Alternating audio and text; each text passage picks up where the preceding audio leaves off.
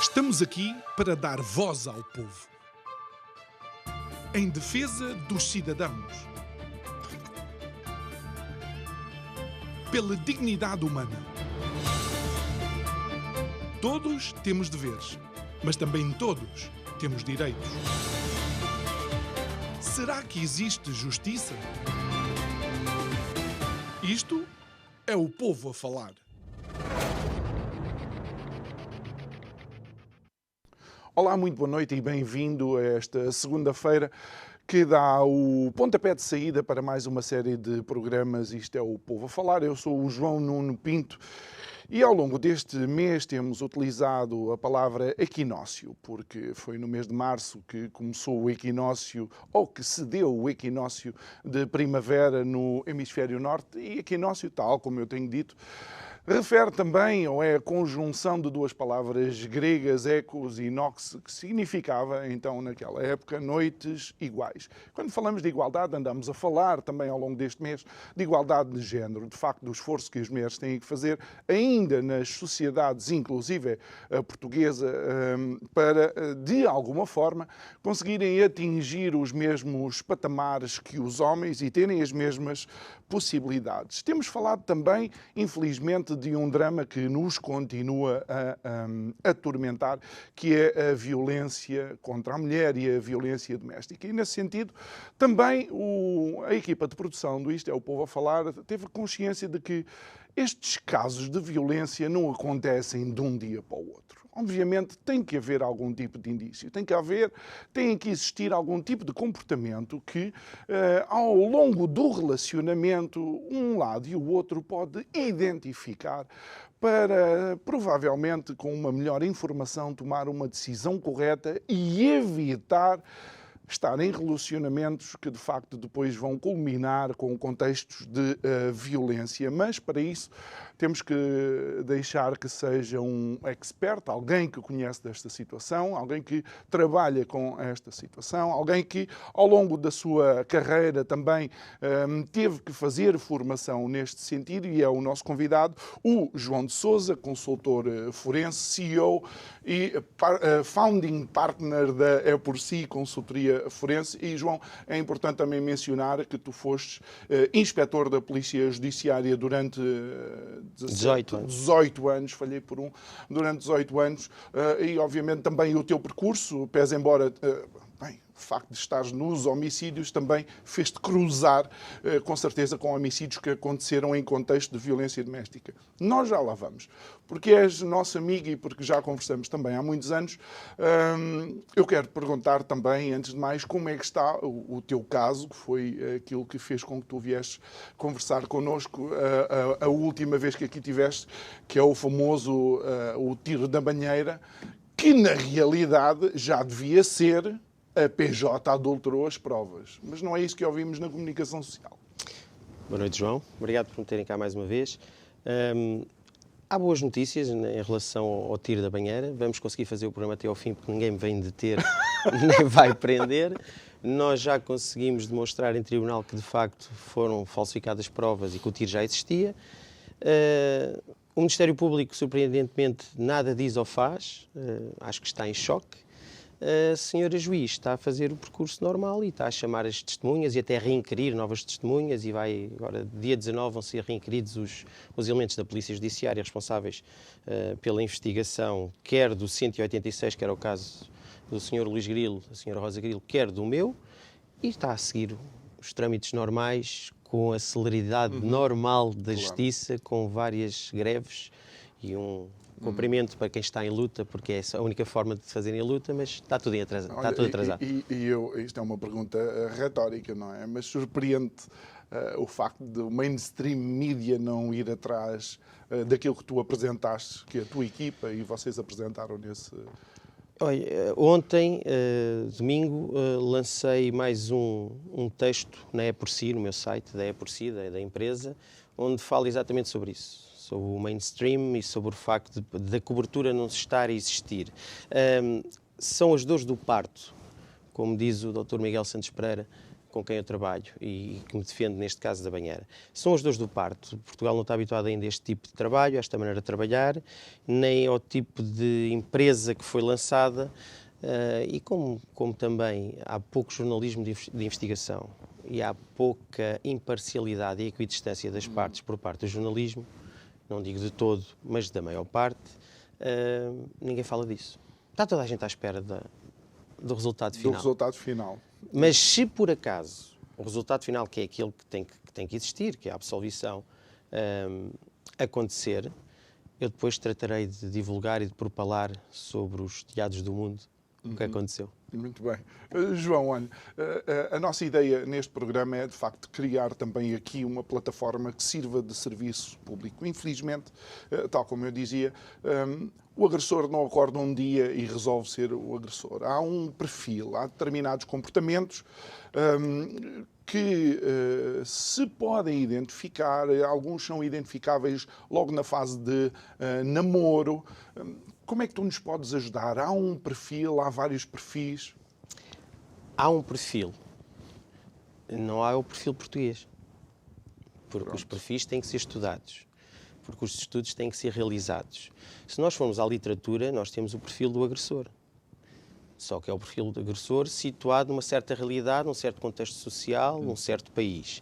Em Portugal fez um estudo até por um elemento, uma psicóloga da Polícia Judiciária, sobre o femicídio, ou seja, o homicídio da mulher, mas lá está, os elementos e os dados são muito escassos, porque não existe, por parte das autoridades e de quem está de volta destas coisas, um rigor muito grande em fazer estatística e tudo mais. Portanto, quando se ouve falar em perfis, quando se ouve os comentaristas, os psicólogos, aqueles que às vezes nem são psicólogos forenses, virem dizer que há um perfil, o perfil A, B, C, D, tem que falar de forma generalista, porque em Portugal não há um perfil apurado. E claro, para ter um perfil, tem que ser também com as idiosincrasias da própria cultura, do próprio indivíduo português médio. Exato. Pronto. Agora é assim, não há um perfil porque depois também há coisas que nós não compreendemos. Como disseste bem, eu tive 18 anos na Polícia Judiciária, estive na secção dos crimes contra as pessoas, crimes sexuais e homicídios. Homicídios que resultavam de violência doméstica e agora, enquanto consultor e enquanto CEO da E4Si, também trabalho com clientes que são vítimas de violência doméstica. E uma das coisas interessantes e curiosas que surgiu há pouco tempo, nos casos que eu também vou trazer aqui, que são práticos e por isso é muito mais educativo, estamos a falar de prática e de quem mexe nas coisas e não só do que se ouve falar ou que se leu na página do jornal, nós pedimos para a nossa cliente, vítima de violência doméstica, e para o agressor, psicometria, para identificarmos ali o perfil dele, o perfil dela, os traços de personalidade. E o Ministério Público até considerou, isto até é risível, que nós queríamos saber se era imputável ou não o indivíduo. E então dá um despacho a dizer que não se faz a psicometria, não são sujeitas as pessoas ao rigor da ciência porque ele era imputável. Ou seja, o que nós queríamos ali era identificar o perfil e as condições de personalidade da vítima, também para conformar várias coisas, como um pedido de indenização civil, ou até o estado da vítima, e não fazer a coisa por olhómetro, não é? E queríamos também, por outro lado, e com a equidistância, que se apurasse qual era o perfil e os traços de personalidade do agressor. Claro. E isto são instrumentos muito, muito importantes para que um decisor possa tomar uma decisão, que é para não ser por olhómetro ou pelo que acha ou não acha. Porque como a gente vai ver mais à frente, eu vou-te facultar aqui elementos que vais perceber que quem decide e quem acusa, Ministério Público e juízes, o juiz tem a livre apreciação da prova e é tudo na experiência própria de vida. E não vou pôr aqui em causa se tem 30 anos ou 60, se é melhor um indivíduo com 30 ou com 60. E o Ministério Público acusa e tem sempre por trás deles aquilo que é a mundividência dos próprios, a maneira de verem o mundo. E muitas vezes o que nós notamos, e tenho aqui exemplos práticos, é que tanto o Ministério Público como o juiz consideram comportamentos do agressor como se não fosse comportamentos de violência doméstica. Porque culturalmente não estão habituados a que uma senhora não seja tratada, ou ser tratada por burra, não seja assim uma coisa tão má como isso. E estamos a falar de mulheres que estão a ajuizar e a acusar. Ou seja, isso significa que num contexto, por exemplo, de abuso verbal, há palavras que são mais fortes que outras, é isso? De acordo com a mundividência de cada um. Ou seja, se por acaso... Sim, mas, João, desculpa, deixa-me... Se eu reiteradamente repetir a palavra burra, tem... E se noutra situação chamar outro nome qualquer mais forte, uma coisa e outra não são mutuamente exclusivas. Não se excluem, não é? Mas repara uma coisa, isto é um caso real, em que foram arroladas testemunhas por parte da assistente vítima, que eu estava a trabalhar com a mesma. E essas testemunhas começaram a ser ouvidas.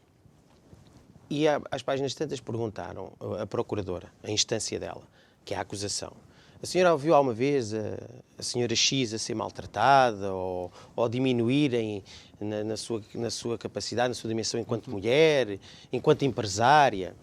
E a senhora que estava lá disse: não, de facto não. Mas ele alguma vez tratou mal, e diz a testemunha: não, a única coisa que ele dizia é que ela era burra e estúpida. E diz a procuradora: muito bem. E passa para a juiz.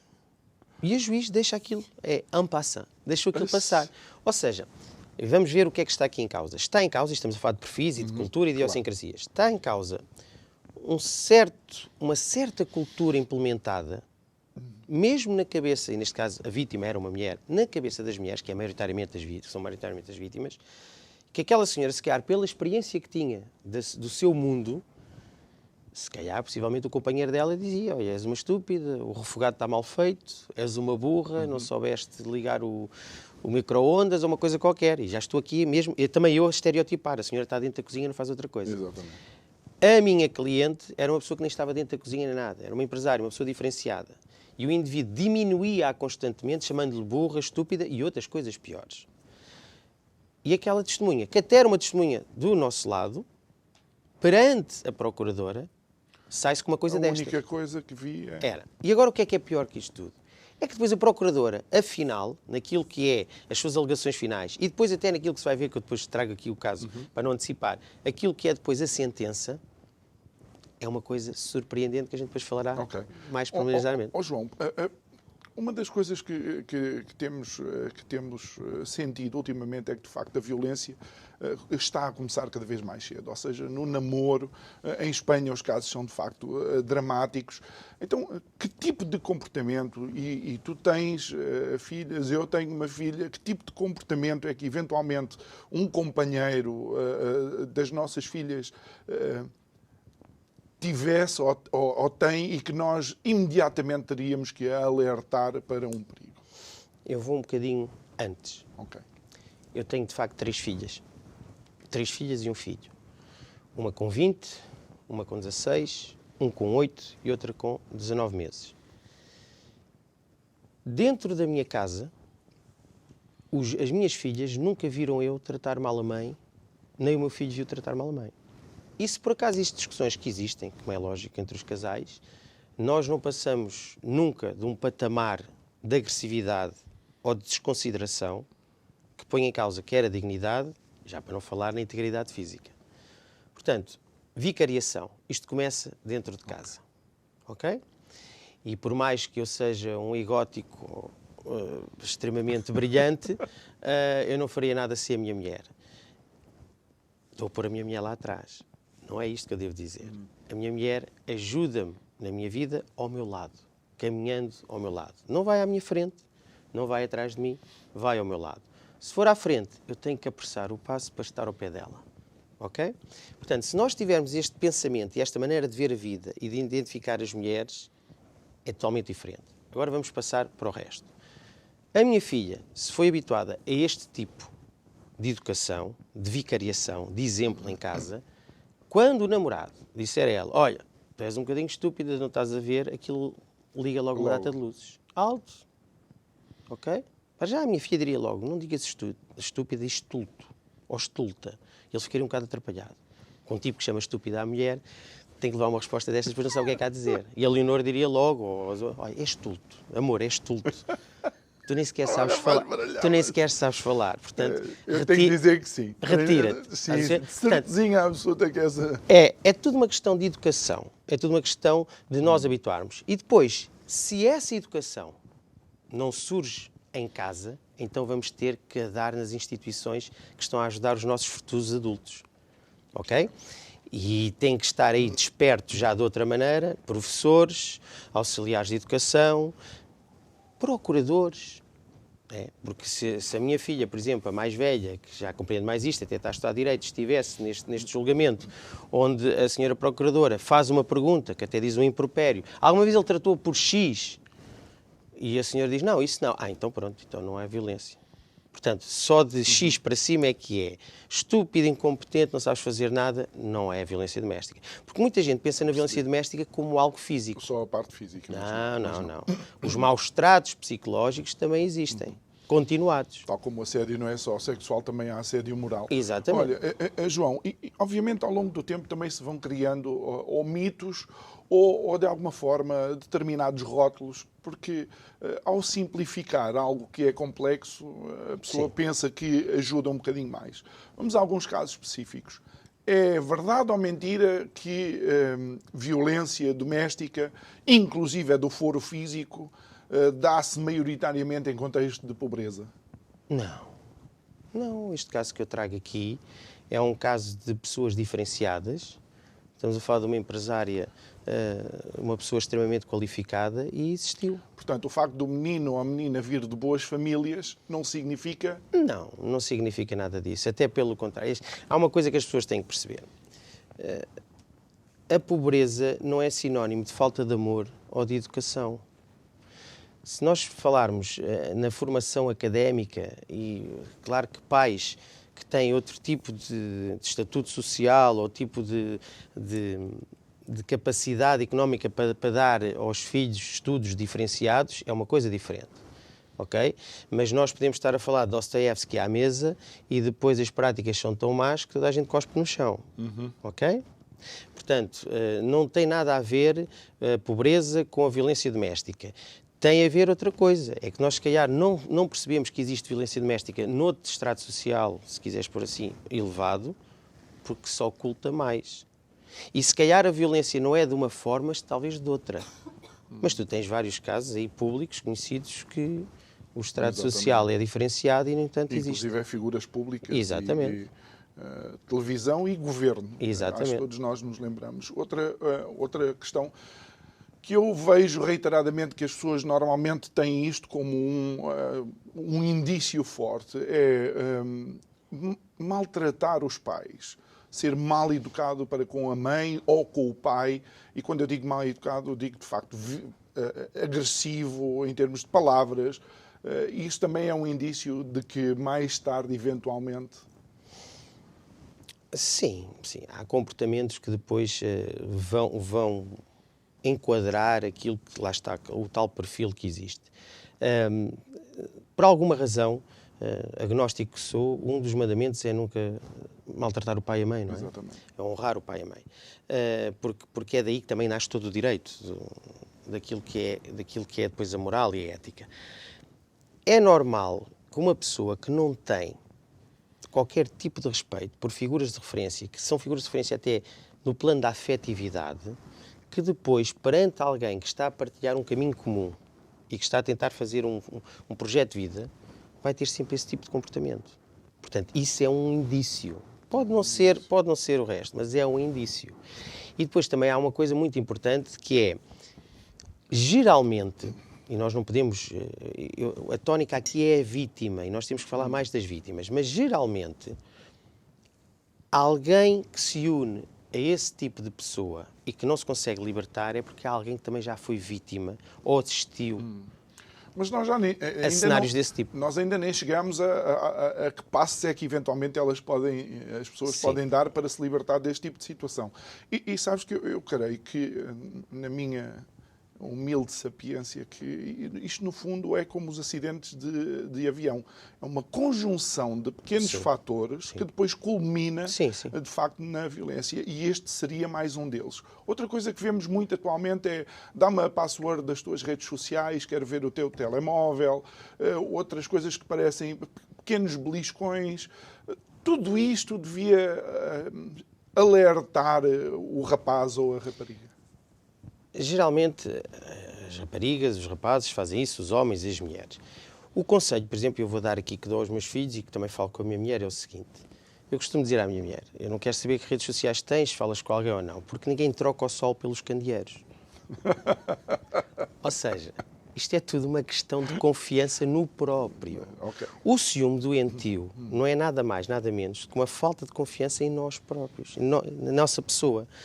E nós não podemos estar constantemente a pensar que o outro nos está a enganar, porque aí já alguma coisa está mal na relação. Quanto a eu deixar-me controlar por alguém, isso então não pode ser. Porque é um sinal de subserviência tal que depois permite e abre a porta a outras situações mais graves. E é daí que depois vem tudo aquilo...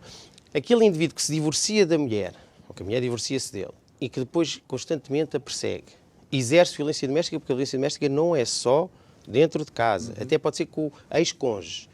Esse indivíduo faz isso também porque antes N comportamentos de controle foram permitidos pela companheira ou pelo companheiro. Estás a perceber? Portanto, é como tu dizes, é polifatorial e é uma construção. E nós temos que evitar, a certa altura, que aquela construção continue.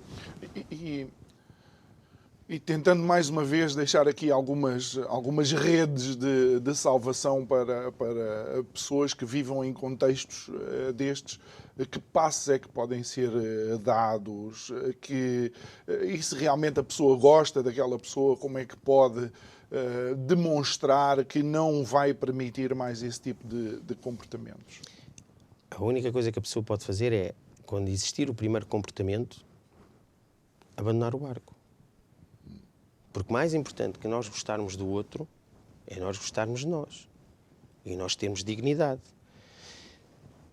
Há episódios esporádicos que nós podemos ser mais desagradáveis com o nosso companheiro ou companheira porque estamos no calor daquilo tudo. Mas não acontece na primeira ou segunda semana de namoro, por exemplo. Não. E há comportamentos que não se podem ter mesmo na mais acalorada das discussões. Porque há sempre um clique, um disjuntor, se quiseres, para utilizar esta imagem, que nos faz desligar. Não, aqui já não posso ir.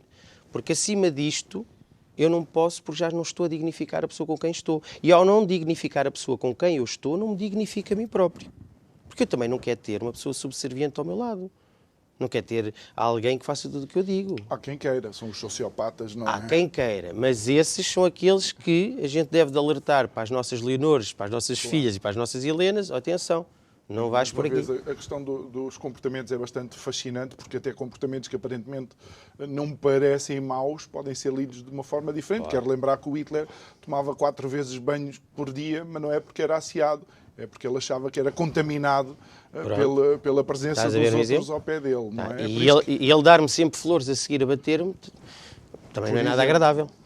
Por exemplo. O lobby das floristas agradece, mas, no entanto, não é nada agradável. E nós temos que educar os nossos filhos e as nossas filhas, porque claro que é muito reduzido o número de homens que sofrem destas coisas, mas também sofrem, no sentido de tem orgulho em ti, ser digno, e quem não te dignifica, não te estás a dignificar. E tu já mencionaste um sítio que seria essencial, que é a escola, mas de facto, às vezes nem os próprios professores sabem como é que é onde lidar com estas situações. E isto vem, digamos, a reboque daquilo que é este desfazamento entre a realidade, o espírito das coisas e depois aquilo que a lei nos vai apresentando. De facto, já passámos por aqui por alguns factos reais, alguns casos reais, e num deles estavas agora a dizer que esta palavra burro, não foi burro e estúpida, creio eu, o Ministério Público não considerou, ou a juíza não considerou que fosse ofensivo, e até no despacho final parece que a referência é, no mínimo, surpreendente. Eu tenho aqui, eu fiz aqui uns apontamentos que é retirado mesmo do processo, que diz aqui uma coisa, diz aqui vários pontos que chega-se a ser provado. Que o seu comportamento, o arguido, atuou com o objetivo de conseguir de humilhar a vítima, de a ofender na sua honra, consideração e dignidade pessoal. Com as descritas condutas, o arguido conseguiu importunar e ofender a assistente no seu bom nome e ainda de afetar a sua liberdade de movimentos. Porque portanto, tinha fechado numa sala qualquer. Sim. E estamos a falar de uma ex-namorada, ex-mulher... Companheira com uma relação do mesmo tipo de conjugalidade. E depois... No final disto tudo, face à matéria de facto provada, não existe a mínima dúvida de que os danos não patrimoniais suportados pela assistente são vários, e quando a gente fala aqui em danos não patrimoniais, estamos a falar também da questão psicológica e tudo mais, e o indivíduo foi condenado por injúrias, e agora houve isto. Versando-se sobre o caso concreto, atento ao critério reportado, é adequada a fixação de uma compensação de 150 euros pelo crime de injúria, 200 euros pelo crime de injúria e 200 euros pelo crime de injúria, em 3 datas diferentes, o que prefaz a quantia global de 550 euros.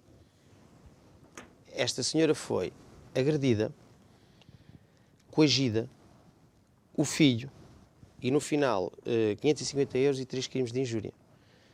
Porque não contou a senhora ter ficado fechada numa sala, não contou o indivíduo ter armas de fogo com as quais ameaçava a senhora, não contou nada disso. Armas de fogo. Esta é a senhora que também já tinha o botão... Sim, e é isso que eu vou falar agora. Numa primeira fase, tinha existido um processo de violência doméstica em que a senhora se desloca a um OPC e diz: olha, está-se a passar isto, isto e isto, ele pôs-me na rua, eu venho aqui, e o OPC disse à senhora, não interessa qual, o OPC disse à senhora: olha, minha senhora, isto vai dar montes de problemas, até porque depois você tem que testemunhar, tem que ir a tribunal, tem que arranjar testemunhas, isto foi dentro de casa, e a senhora, tanta coisa, desistiu daquilo. Até que continuaram as agressões e tudo isto, e até no filho adulto, um rapaz com 20 e poucos anos, e ela tornou a apresentar queixa. Logo na fase inicial, o facto de ela ter apresentado a outra queixa, ou não ter apresentado a queixa formalmente, contribuiu contra ela. Porque já tinha havido uma e não houve andamento, o Ministério Público pegou logo nisso. E depois, no segundo processo, o Ministério Público diz que trata-se de um ilícito de investigação prioritária, com um grau elevado de urgência. E depois, face à manifestação de vontade da vítima e beneficiar de medida de proteção de teleassistência, ela beneficiou. A senhora, aquilo que continuou a insistir, carregava no botão. O OPC, o mesmo da primeira queixa... João, desculpa, só para quem possa não saber, esse botão... É um botãozinho que a pessoa tem, em que se o agressor estiver perto dela ou a ameaçar, ela tem que carregar no botão. E esse sinal? Esse sinal é emitido para o OPC local, pode ser a GNR, a PSP, e tem que atuar. A senhora tinha os bens na casa de onde teve que sair, o senhor manteve-se na casa e ela teve que sair da casa, e por 2 ou 3 vezes teve que ir buscar bens e aquilo começava a ficar complicado e ela carregava no botão. E o OPC dizia: minha senhora, você é uma chata. Você é chata, porque cada vez que vem aqui a casa carrega no botão. Ela disse: mas eu carrego no botão porque ele está ali dentro. Ele não me permite tratar das minhas coisas. Portanto, foi-lhe dado teleassistência e depois há aqui uma coisa engraçada, que é assim: solicita à PSP, Direção Nacional, Departamento de Armas e Explosivos, informação sobre o eventual registro de arma em nome do denunciado. Ele tinha armas de facto e foi condenado por 3 crimes de injúria e por posse de arma proibida. Mas este posse de arma proibida, as injúrias, todos os comportamentos que ele teve dentro da casa, não são violência doméstica. Porque entre eles havia uma disputa de um negócio e eles levaram isto para ser uma disputa empresarial. E o senhor, além de ser empresário, era sócio e companheiro da senhora, e então o tribunal disse: não, isto é empresarial, não tem nada a ver com violência doméstica, apesar de eles viverem no mesmo sítio, apesar dela ter feito o que fez, apesar de ele ter feito o que fez a ela. Mas não é... Vamos, João, vamos. Eu às vezes acho que, como é que se diz, a ignorância é uma bênção, mas nós não devíamos investigar. Eu, se fosse responsável nesta área, eu investigava logo pelo crime mais gravoso, onde existir. E o facto não é a divisão da empresa, é a possibilidade, a integridade física. Mas isto leva-me então para a questão: como é que o Ministério Público, como é que os juízes e as juízas veem estes casos? Eu vou dizer como é que a juiz deste caso vê este caso. Nós solicitámos, enquanto equipa de defesa, que a senhora fosse ouvida sozinha e ele, enquanto arguido, saísse, que é uma coisa que pode ser feita. Porque o arguido está mesmo ali nas costas da testemunha, ela não queria estar em contacto com ele, e então o que é que aconteceu? Fomos ao julgamento, a senhora vai ser ouvida e a juiz diz: o senhor saia, por favor. Ele saiu, fica lá a advogada que depois reporta tudo, e a própria juiz, quando volta ao arguido, reporta tudo, e a senhora fez as suas declarações, prestou os seus depoimentos, e no final disto, eu estou-me a rir porque isto chega-se a um ponto que a gente tem que rir, não é? Diz assim a juíza: olha, muito obrigado, minha senhora, obrigado pela sua colaboração, pelo seu testemunho, os senhores advogados não têm mais nenhuma questão a fazer, se quiser pode sentar lá ao fundo e assistir ao resto da sessão. Ou seja, nós pedimos para a senhora não estar no mesmo espaço físico que o arguido. E aquela juiz, que era uma senhora, estava tão sintonizada com a gravidade de tudo que estava a passar, que de forma automática diz à testemunha que não podia estar dentro, que é a vítima, da mesma sala que o agressor, então a senhora, se quiser, pode sentar aí atrás e assistir ao resto. E a senhora ficou... Eu estava dentro da sala, olhava para mim e eu digo, fiz sinal, saia, venha comigo, saia, porque isto é ridículo. As pessoas nem estão dentro da gravidade das questões. Mas, João, isto leva-nos para uma área que é bastante complexa. Sabes que isto da aviação acaba por quase refletir-se nisto. A automatização de determinados comportamentos nem sempre é benéfica. Não. Ou seja... Tem que haver redundâncias. Tem que haver redundâncias e tu tens de ter a perfeita consciência daquilo que estás a fazer, não é? Claro. Se eu quiser baixar os flaps 30 e fizer assim e baixar, posso estar... inclusive a tocar, como já aconteceu, na alavanca dos spoilers e depois os aviões caem. E nós vemos pessoas de uma responsabilidade na nossa sociedade tão grande como juízes a ter este tipo de... E aí tu tens razão, porque é a total desincronização do caso com aquilo que são as decisões da própria juíza. Os juízes são humanos. E eles têm que perceber que são, e muitos o percebem, e nós temos que perceber que eles são humanos. E nós temos mesmo, de facto, criar redundâncias. E depois temos que fazer uma coisa muito importante.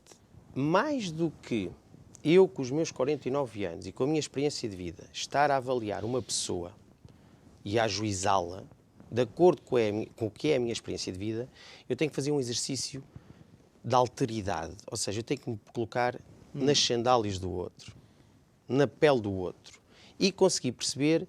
que eu já falei aqui a mundividência do outro, ou seja, a maneira como ele vê e vivencia o mundo dele. Muitas vezes os juízes não conseguem fazer esse exercício, porque são quadrados, estão formatados. Um juiz não é só um frio leitor das leis e da aplicação, é também um leitor e alguém que nos faculta valores. Valores. Nós estamos com um problema muito grande no Tribunal Constitucional. Não sei se as pessoas têm ouvido falar nisso. Nós estamos com lutas intestinais e internas no Tribunal Constitucional. Porque há uma escola de Lisboa da Faculdade de Direito que tem mais gente do que a escola de Coimbra e nós estamos, neste momento, com um impasse no tribunal mais importante do nosso país, que é o tribunal que zela por aquilo que é a carta, o documento mais importante do nosso país. E isso com uma revisão constitucional em cima da mesa. Ainda ok?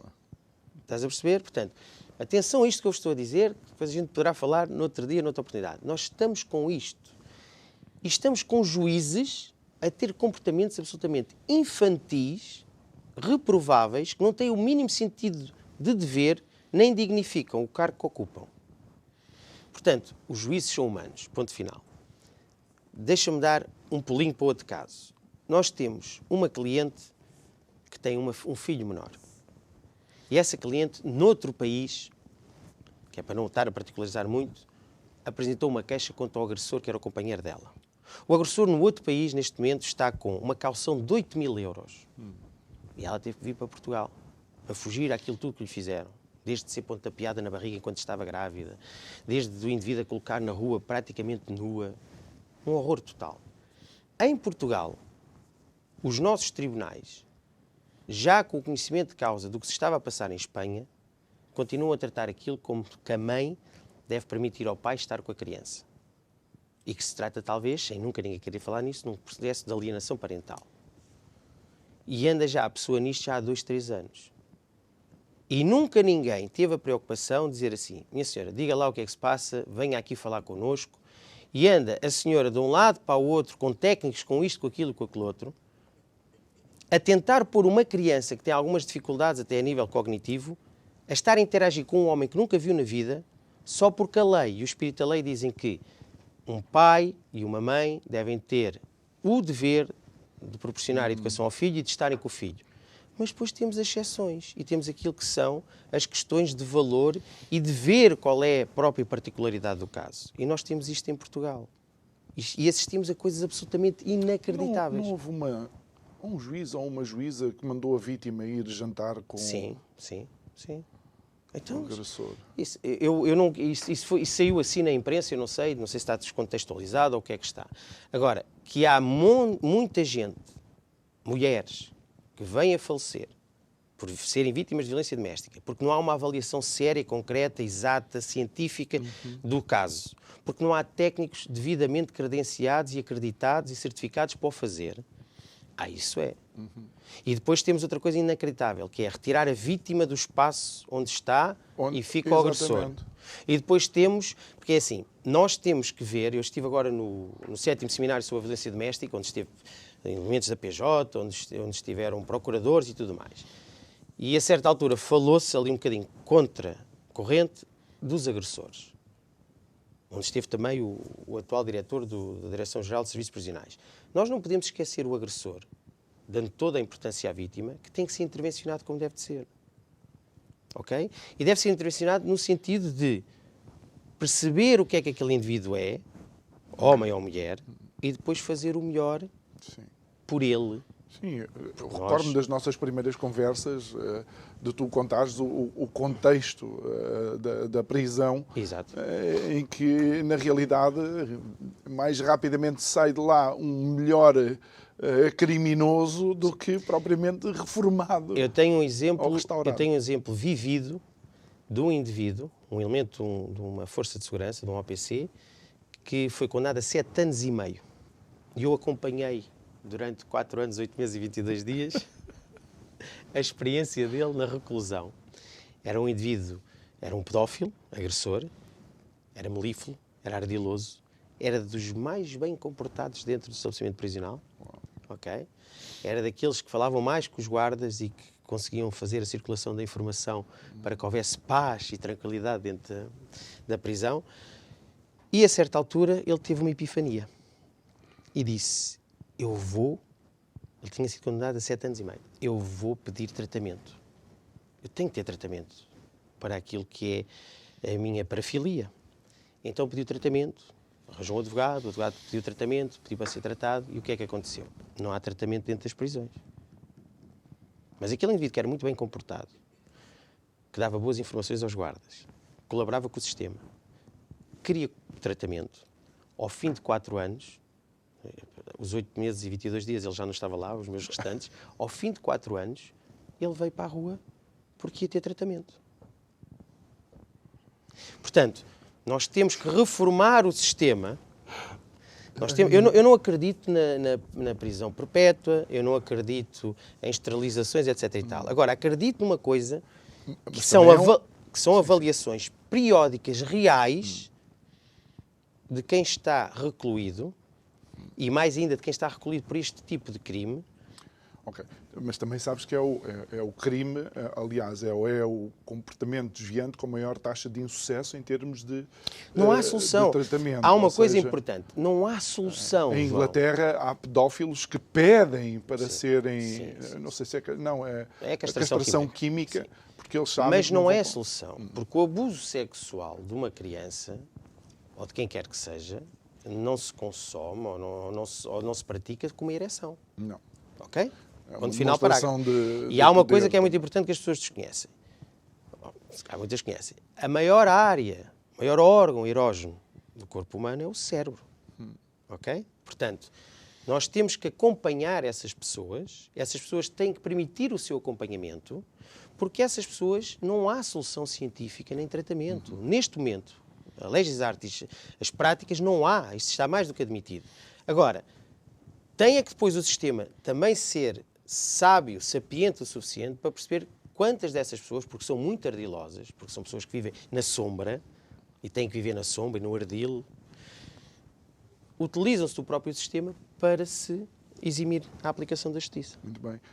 E João, e porque vemos que de facto o sistema tarda em dar respostas, se é que dá algumas, e para que não seja tarde demais para algumas das pessoas que são vítimas já de violência doméstica, neste caso por si pode ser abordada sem que exista nada em tribunal. Ou seja, imagina uma senhora ou uma família em que este contexto existe.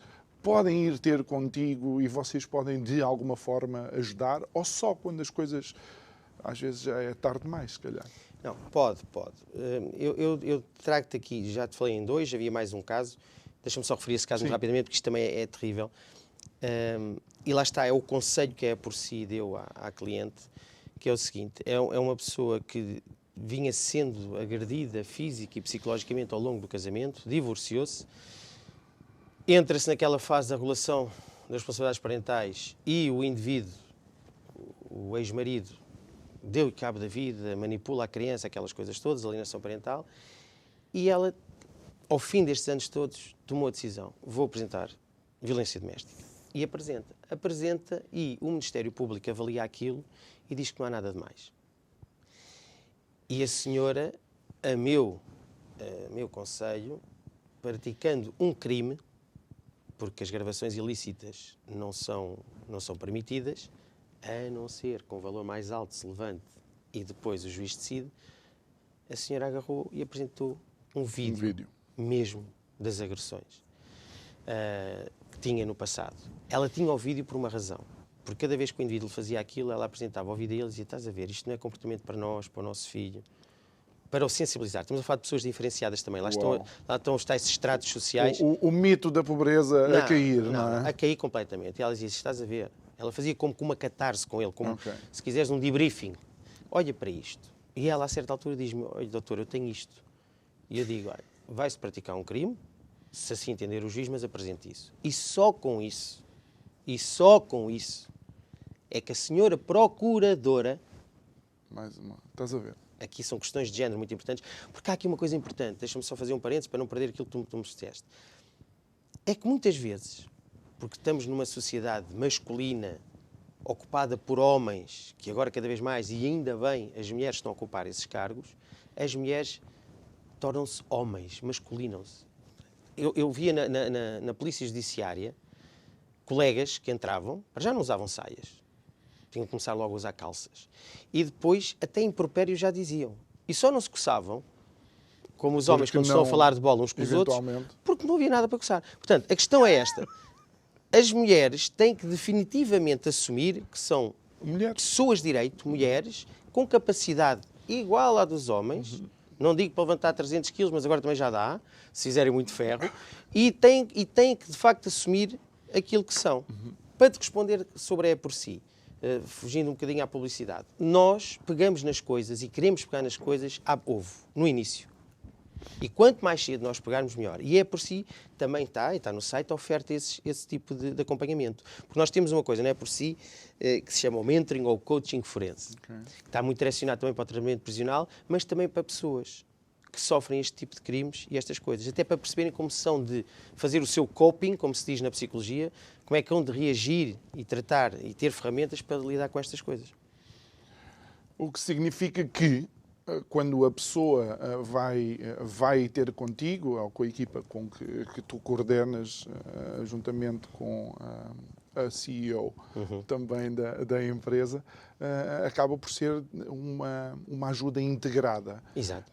Mas isso significa que também vocês, no fundo, são, de alguma forma, confessores, psicólogos.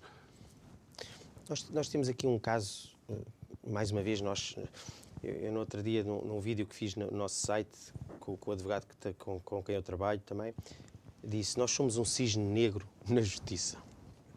Isto é cunhado já há muito tempo, mas o Nassim Taleb, que é um escritor que eu leio muito, que é um homem ligado, é um trader ligado às finanças, fala muito sobre os cisnes negros, que é aquilo que é inesperado. Nós somos um cisne negro, porque nós abertamente dizemos que nos socorremos dos mídias, nós fazemos a narrativa do próprio cliente, nós fazemos aquilo que pode, se quiser, o branqueamento da imagem do próprio, que muitas vezes vem a fake news, vem isto, aquilo e aquilo outro. E nós fazemos outra coisa que é, quando o cliente vem ter connosco, seja por nosso intermédio, seja pelos advogados que trazem a nós tratamos da coisa de forma holística, ou seja, é em todas as dimensões do cliente. A sua imagem, a maneira de falar, a análise de conteúdos, aquilo que sai na imprensa, etc. e tal. Nos casos como esse, como estas senhoras que são nossas clientes, nós fizemos ainda muito mais do que aquilo que é o simples trabalho do consultor ou até dos advogados. Nós aqui nós fizemos uma coisa totalmente diferente. Nós fizemos até o acompanhamento por parte das senhoras da maneira como elas podiam fazer, que é o que se chama na psicologia, o coping da situação. E a pessoa, quando vai a tribunal, já vai de uma maneira muito diferente, ou quando vai com as autoridades, já vai de uma maneira diferente. As próprias testemunhas são tratadas de maneira diferente. Portanto, nós ofertamos isso tudo. Há todo, e as pessoas devem entender isto. Eu também já tive que passar, pelo menos uma vez, por tribunal, mas há toda uma carga emocional que pode afetar até a pessoa, até o mais inocente, não é? Claro. Só o facto, daí os testes até o polígrafo, claro, não servir propriamente nada, porque a pessoa pode ser inocente, mas porque está a fazer o teste. Nós fazemos uma formação aos nossos clientes, facultamos esse serviço, mas nós somos consultoria, análise e formação forense. Nós fazemos uma formação que é a gestão psicológica de testemunha em tribunal. Nós vamos estar agora amanhã, terça-feira, vamos estar na Feira de Oportunidades de Verão da Faculdade de Direito, estágios. Ou seja, vamos ter lá uma nossa banca, até por si, não é? Porque aquilo é só advogados e coisas, mas vamos ter a nossa banquinha, até por si. Não temos chocolates, mas temos ideias. Vamos estar com os alunos, porque nós queremos ir à semente, e temos esta formação que vamos oferecer a eles, para eles até estagiarem assistindo a estas coisas, que é a gestão psicológica de testemunha em tribunal. E o que é isto? Que era uma coisa que eu já fazia na PJ e já dava em pós-graduações de enfermagem forense. É, no fundo, explicar-te, tu vens ter comigo e eu explico-te a ti, o que é o tribunal, como é que se vai desenrolar, como é isto, aquilo e aquilo outro, e o teu testemunho é completamente diferente. E nós temos também nessa formação sobre linguagem verbal e não verbal. E damos sempre este exemplo muito giro e engraçado, jocoso, que é aquele indivíduo que está na paragem do autocarro, é inverno, e está uma rapariga muito bonita. Ele chega, ela está sentada, olha para ela e ela treme. Ele dá mais um olhar, aqueles olhares mesmo de quem está ali. Boa noite, o meu nome é João de Sousa. E ela continua a tremer e ele diz, ela está excitadíssima, ela nem consegue olhar para mim. Não, ela está cheia de frio. Pô. Ou seja, é polifatorial, é interpretação diferente, e nós homens então somos uns terríveis nisso, não percebemos nada dos sinais que elas nos transmitem. Portanto, estas questões todas são importantes para as pessoas terem ferramentas para se poderem defender melhor. E até porque, de facto, aquela coisa dos vieses cognitivos sim.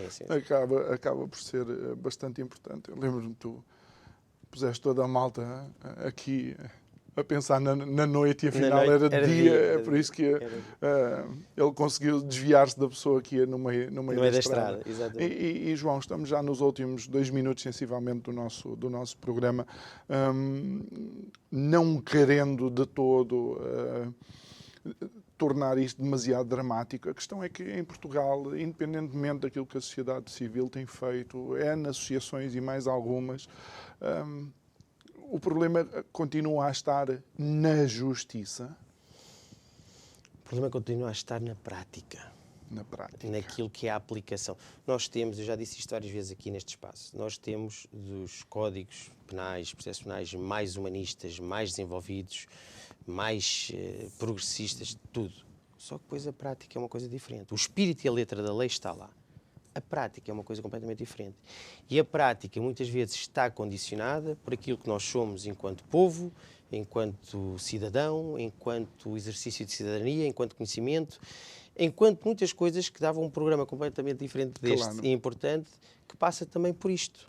Por haver pessoas que estejam sem agenda, sem linha editorial e só falar de mente aberta e com honestidade intelectual. Sem qualquer medo de dizer o que quer que seja. Como diria o outro, o medo não me assiste. O medo...